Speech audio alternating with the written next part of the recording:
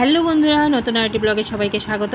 আশা করি সবাই ভালো আছো। আমরা মোটামুটিভাবে ভালো আছি। এই দেখো, নিশ্চয়ই দেখে বুঝে গেছো যে আজকে এগুলো দিয়ে রেসিপি তৈরি করা হবে। হ্যাঁ বন্ধুরা, এগুলো দিয়ে কি কি বানাবো তোমরা ভিডিওটা স্কিপ না করে সম্পূর্ণটা দেখবে, তার পরেই বুঝে যাবে কি কি বানালাম বাড়ির পুকুরের মাছ দিয়ে। হ্যাঁ, বাবা ও বড়দা আজকে মাছ ধরেছিল, তো কি কি রান্না করেছি তোমরা অবশ্যই দেখবে। যে দেখো, এই দেখো, বাজার থেকে আমরা জ্যান্ত মাছ পাই না, মরা মাছ মানে মৃত বরফে থাকে, তো স্বাদ সেরকম থাকে না। তো বাড়ির পুকুরের মাছ স্বাদ দিয়ে আলাদা থাকে, অন্যরকম থাকে। এই দেখো, মাছগুলো এখনও নড়াচড়া করছে, হা করছে। এই দেখো কি করছে মাছগুলো, দেখতে পেয়েছো বন্ধুরা? এই দেখো মাছগুলো। তো আজকে এই মাছগুলো দিয়ে অনেক কিছুই রান্না হবে, তোমরা সবাই দেখতে থাকো। প্রথমে আমি ছবিগুলো আমি কিন্তু নাড়ছিলাম, যেগুলো নড়ছে না কেন। এই দেখো, মা মাছগুলো কেটে নিয়েছে। তো মাছগুলো কেটে সকালবেলা ভাজি আর ডাল দিয়ে হয়ে গেছে। তো আমি সন্ধ্যার পরে এসে রান্না করব বলে গিয়েছিলাম। তো আমি সন্ধ্যার পর কী কী রান্না করব তোমরা অবশ্যই দেখো। এই দেখো, মাছ কাটাও বন্ধুরা খুব পরিশ্রম। আমি কিন্তু পারি না মাছ কাটতে, খেতে পারি, কাটতে পারি না।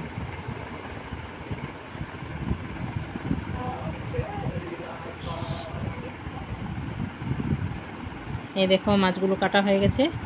তো এই বন্ধুরা, এবার দেখো কি করব। এই দেখো, দুটো মাছ নিয়ে আমি সেদ্ধ বসিয়ে দিয়েছি, প্রথমেই লবণ দিয়ে। তোমরা নিশ্চয়ই বুঝো। এখানে দেখো মাছ কিছুটা নিয়ে নিয়েছি, লবণ হলুদ। এখানে দেখো আছে আলু, পটল, কাঁচা লঙ্কা, আদা। এই দেখো, এখানে আমি এলাচি, দারচিনি, লং, গোলমরিচ প্রথমে একটু গরম করে নেব, তারপরে এটা মিক্সচারে পেস্ট করে নেব। আমার কর্তা মশাই বলেছে পটল আলু মাছের ঝোল খাবে। তো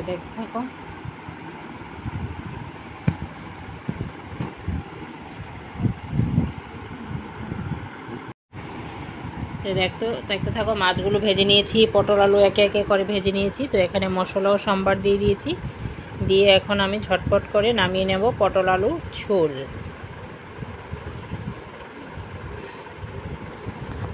এই দেখো, আমি ভালো করে কষিয়ে নিচ্ছি। তারপরে এই দেখো, মাছগুলো এখন দিয়ে দেব।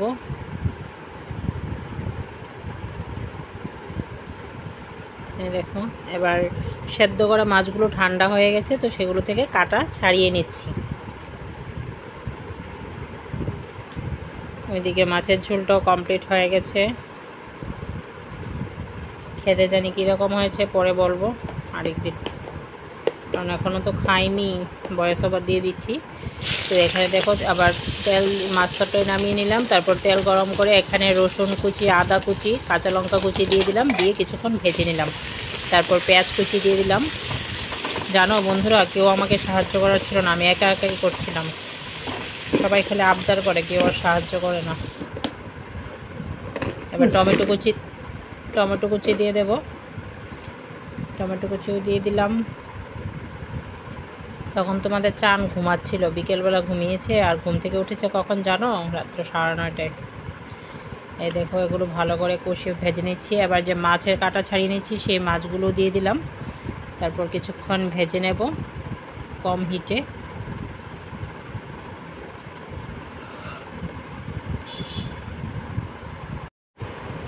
ভালো করে ভেজে নিচ্ছি।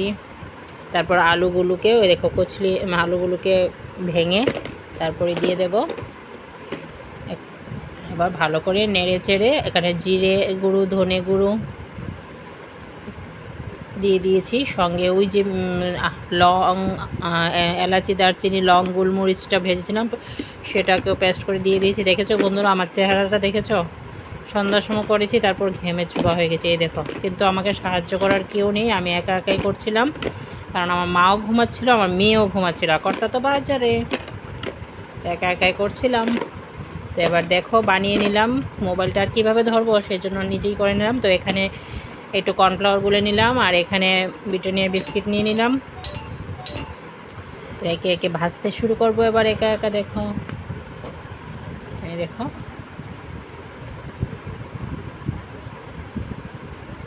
ভেজে নিলাম। তারপরে এসে মেয়েকে ডাক দেব।